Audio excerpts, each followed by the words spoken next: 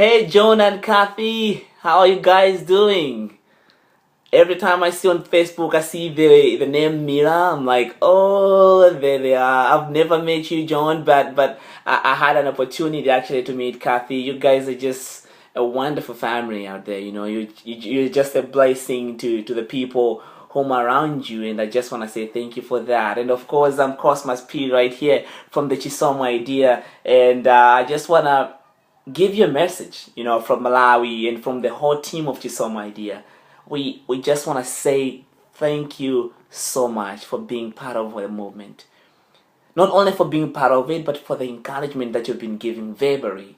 Not only that, but even giving financially. When I was in San Diego, I had an opportunity to meet Kathy. And it was just a great time to be with you, just to talk to you. It was just amazing to hear you speak and to see your passion and how you love the kids. It's just so amazing. And the fact that you took another step to sponsor a kid in Chinsapo and to give financially, it's a milestone for us. So I just want to say thank you so much for making our work easier, and I believe God will continue using you to do that in the year 2014.